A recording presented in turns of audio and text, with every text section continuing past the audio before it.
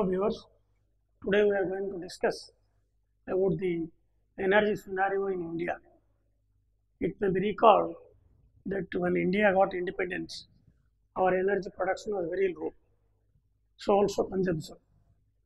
Over the years, there has been major strides and we have achieved great success, not merely in energy production, but also in distribution and electrification. To just recapitulate the latest scenario, it will be mentioned that today the cumulative capacity of power generation in the whole of India is about 344 gigawatt. That means 3,44,000 megawatts. Now, this much of electricity is being produced from different sources, of which the non-renewable sources account for about 19.5% from the from the renewable sources. Now the point here is that even though we are producing so much of power, whether the power has been consumed or utilized by the sections of that economy for which it was produced. There are a lot of gaps in it. One of the major gaps is that even though we have produced power and it is available for industrial use, but there has been plenty of outages. Industry does not get uninterrupted power. So also agriculture. And the major challenge is how to ensure uninterrupted power to both industry, agriculture and household sector. Second problem that we have been facing is that our rural electrification has been poor. It has taken so many years for us that even now we are not yet sure whether all the villages have been electrified. Even if villages are electrified, the houses also are not electrified. Villages may be electrified long back, but all the household is not electrified. So unless we achieve that, this electrification of the villages as well as the household, the purpose of generating electricity is not achieved. Now, what purpose it is, let us recall that the progress of Western countries, especially Europe, is mainly because they took to electricity use much earlier in life. The day on which Michael Faraday invented electricity, it was in England, and it remained with them, and further commercial utilization of it also happened in UK. And the old manual method as well as method of burning coal and running railway engines on steam, so it is slowly replaced, and they went for electricity use, and automation became an order of the day for them. However, developing countries like India, we lagged behind, and our electricity production and its distribution remained a major problem. In the progress of industrial development. However, countries like China made very tremendous progress because their system is different. Their model of power generation was different. In our country, we cannot acquire an acre of land unless the matter goes to court and some sort of court order is passed and finally the landowner is satisfied, then only we can acquire.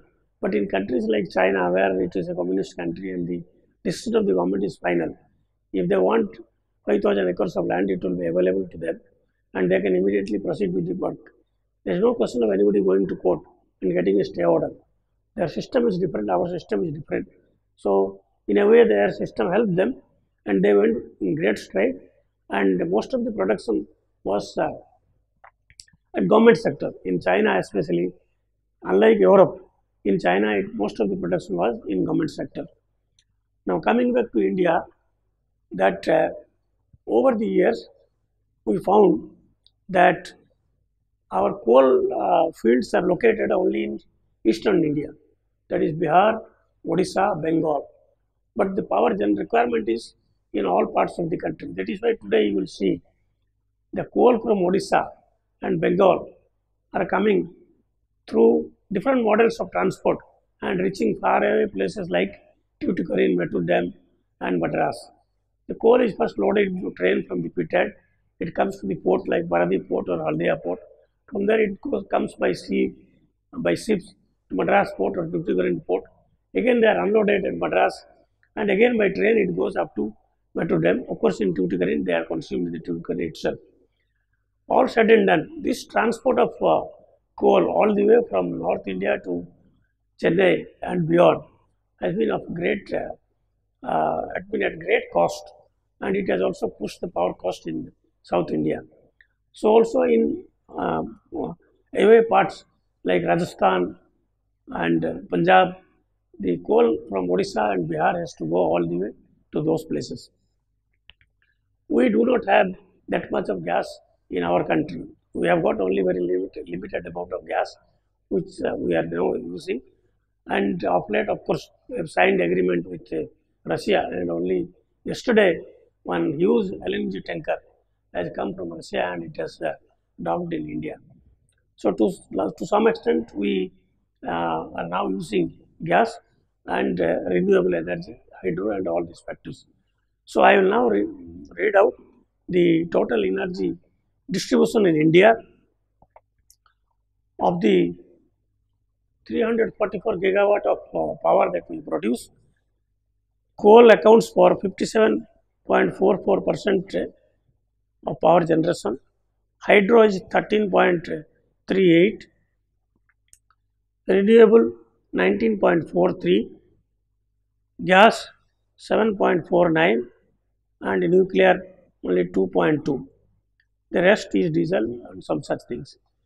In the renewable, the wind accounts for 9.78, solar accounts for 5.79, biomass accounts for 2.50, and small hydro 1.32, waste to power 0.3.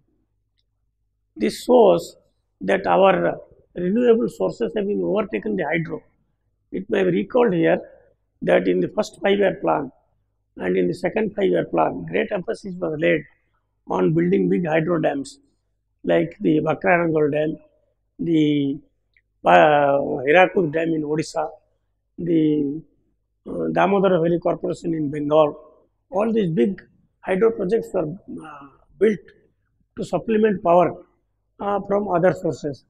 But slowly we find that hydro cannot be relied upon very much because it needs too much of submersion and loss of forest, therefore, and also dislocation of villages. So that has to be somewhat less, and it cannot be very much relied upon. Coal is also has to be controlled because coal is the biggest pollutant, and the CO2 that is released by the coal power plants, they are the biggest polluter of the atmosphere today. Therefore, we have now decided that we will largely depend on wind and solar. It's also very heartening to know that the International Solar Association has been now established in India, and as a fallout of the Paris conference, though America has withdrawn, but France and all other important countries have remained in this solar alliance, and the headquarters is in India. Now, what are the major problems that we are facing, and what reforms are necessary? Now, when we come to reforms, we must keep in mind that our requirement and the requirement of the Western countries are different. In Western countries, they are mostly power sufficient.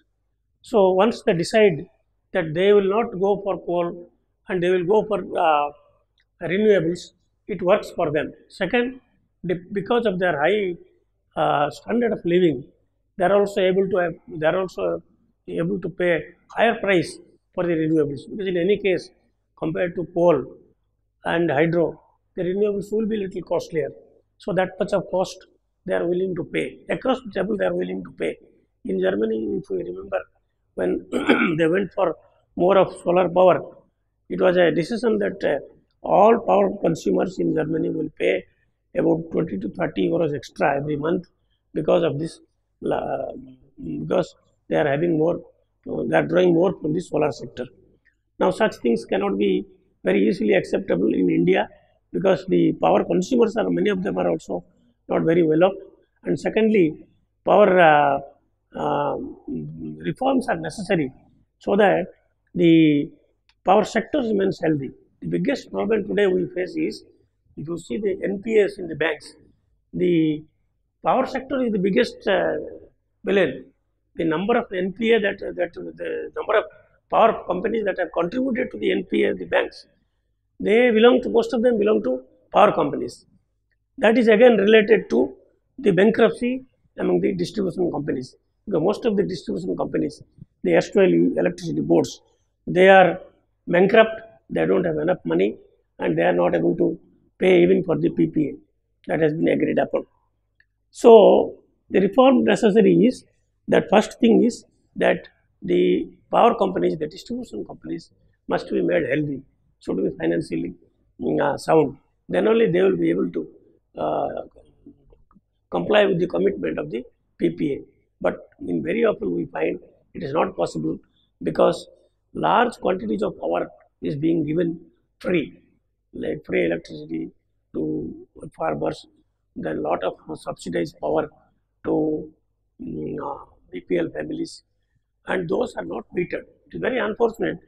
The giving free power may not be wrong, but it should be metered so that everybody will know how much power is being given free and who has consumed how much by getting free power. Nowadays there is no meter, especially in places like Tamil Nadu. The entire agriculture sector, free power is just drawn. Nobody knows how much it is drawn. It is only at a macro level. They decide from the feeder that so much is given to the both, and there is no distinction between the household sector and the agriculture sector. So the total power consumed in the feeder is taken into account, and after deducting the metered power from the household sector, the rest is pretended to be consumed by the agriculture sector. But the misuses are there, and on quite a few occasions we have seen the theft is also very high. So the next question arises is how to reduce the AT&C loss, that is aggregate, technical and commercial loss. The technical loss is because of the conductors, the old conductors, the old equipments that lead to the technical loss. And the commercial loss is mostly because what is fed and the bill that is received are not matching. If, let us say, 100 rupees worth of power has been supplied, the bill when it comes back, it does not come back 100, it may come back only 80. Now, the reason being, very often there is power theft. Theft of power is one of the main reasons for the commercial loss, and second is there is underbilling also. Sometimes the billing is not properly done, the meters are not proper, old meters are being used, whatever it may be.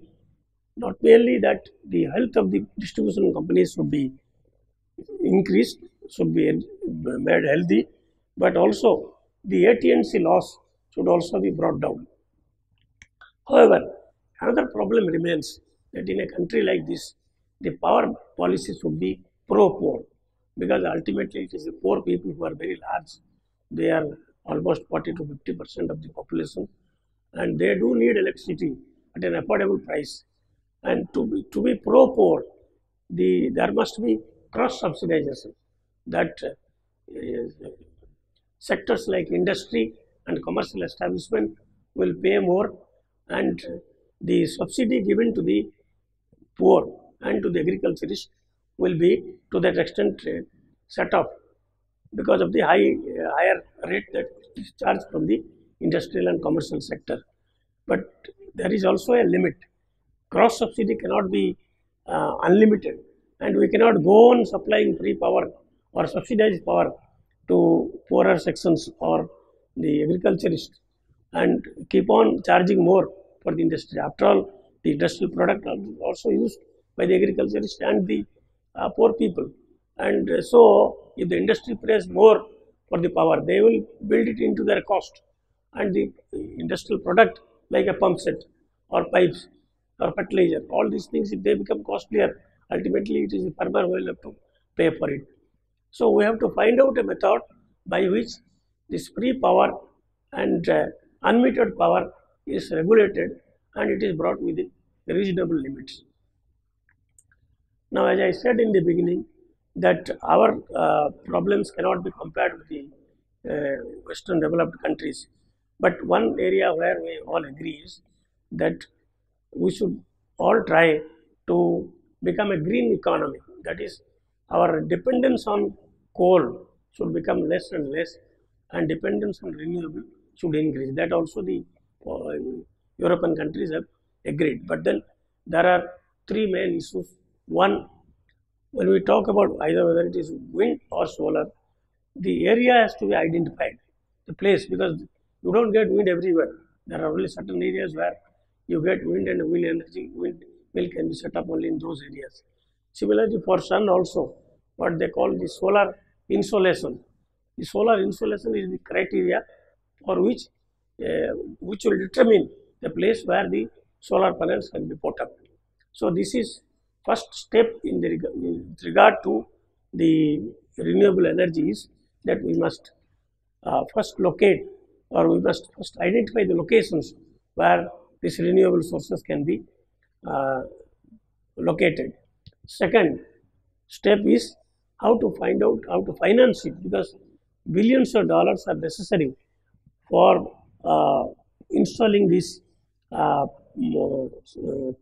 solar panels or the windmills. For that, of course, different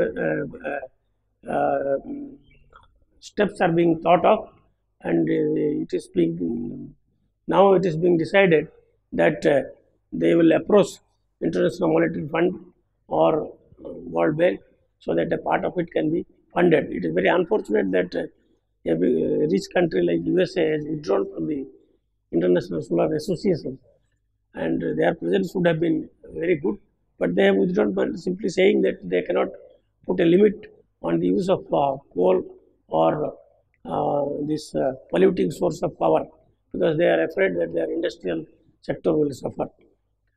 Anyway, so the second challenge is to find out the resources, and third challenge is how to develop national policy with regard to the renewable sources. Different countries have got different policies. In India, the policy is to encourage. Earlier, we went for giving the benefit of the windmill producers were given the benefit of banking. That is, if they want to use it, they can bank it with the distribution company and draw as and when they need. Then they were given subsidized wheeling and banking charges, which were reasonable. And then they were also given income tax benefits, that the capital invested will qualify for benefit, income tax benefit. So far as solar energy is concerned, there has been great strides. Earlier it used to be very costly. Now it is almost equal to conventional sources because of the aggressive competitive bidding and the technological development that has taken place. The solar panels, cost of solar panel has come down, especially the Chinese panel has been very cheap, and that has added to the lower cost of the solar power. And of course, biomethane. Recently, the Government of India have agreed that the biodiesel, which will be produced from molasses, and now they have agreed that even sugarcane juice also can be used to produce ethanol, which can be added to petrol and diesel. To that extent, there will be benefit. And it is also being thought of to have hybrid power plants, like both solar and wind can be from the same place, because in between the two windmills there is enough space available, and if there is enough sunshine, then solar panels can also be put up there, so that the man who, because a lot of land is required. Now, as far as solar is concerned, for 1 megawatt you need almost 5 acres of land. Whereas in conventional source, it is only half an acre of land, not even. Earlier it used to 1 acre, now it is even half an acre will do. Similarly, for wind also, it is equally, the land requirement is very huge because the windmill, between two windmills, there has to be sufficient gap, and also there must be clearance for the wings to rotate, for which we need large area for the windmills as well as solar panels to be set up. So, idea is whether the same land can be utilized both for wind and solar. Such thought also has come, and maybe by next year or so, hybrid plants will come up in India. Now, what is of importance to note is that quite often the windmill owners and the solar power producers complain that payment is not coming up properly. The discoms are not willing to make the payment in time, so that their cash flow is being greatly affected. Second, as you know, wind power cannot be stored, so it has to be immediately, when it is generated, it is to be immediately fed and consumed. If it is not done, then the power is lost. Quite often it so happens when the windmills are running at high speed, the grid is full. So unless somewhere something is backed down and a gap is created, the wind power cannot be evacuated, cannot be fed into the grid. So quite often we lose wind power because the evacuation facilities are not all right or not up to mark. And second, the grid is also not properly managed because the wind power is informed. Nobody can predict. It may be there in the morning, it may not be there by noon, it may not be there by evening, or suddenly it will come up in the night. So how will you manage the grid? Because the grid cannot be kept vacant. If you do that, then others will suffer. So because of the informed nature of the power, there has been some technical difficulties. Of course, of late it has been now sorted out to a large extent. It has been possible to give a separate corridor for evacuation of wind power, and probably that will go a long way in preventing the loss. Now, so far as solar power is concerned, as we all know, solar power is again available only during daytime. So, if it is grid connected, that is during daytime only the power will go to the grid, and during night time the consumers can draw, which means they need two-way meter, the meter which will record both the outflow and the inflow of power. This two-way meter, the discoms are not very willing to install, because they think that their power will be their commercial interest will get hurt if they allow the rooftop solar power and two-way meter. In the absence of two-way meter, the solar rooftop solar project has suffered to some extent. But the other bigger ones, which are directly connected to the grid, they generate power and supply during daytime. So, which means that we must have enough backup power for the evening, because for us the peak is 6 a.m. to 10 a.m. and again 6 p.m. to 10 p.m. Now, between 6 a.m. to 10 a.m. there is not much of sun. The sun will come only by 10 a.m. Similarly, after 6 p.m. there is no sun. So, the power that is generated from solar sources have to be either stored in battery to be used during non-sunny time, or it has to be fed to the grid, and some hydro or coal sector, coal run power plant has to be made down and switched on when the sun power or the wind power is not there. These technical problems are there. It is being sorted out. They are not insurmountable, but the main problem is the discom, reform at the discom level. If the discom is healthy, if their AT&C loss is less, and they are willing to comply with all the requirements of the PPA, this will be a great success. And we hope the way in which the government of India has gone in a big way, that by 2020 it will be possible for them to go for almost 22 gigawatt of solar power. Now, right now, as we saw, it is only about 6% is the solar power, and last year it has been estimated that about 7.5 billion units have been generated by solar power, and this will increase very large to a large extent because of the proactive action that is being taken by the government. And as we said in the beginning, we still continue to rely on coal because that is the main firm and solidly available power which can be generated at any point of time, day or night, morning or evening. And only thing we can do is that its increase can be uh, uh, curtailed, and increase of solar power, wind power and biomethanism should be increased. Thank you.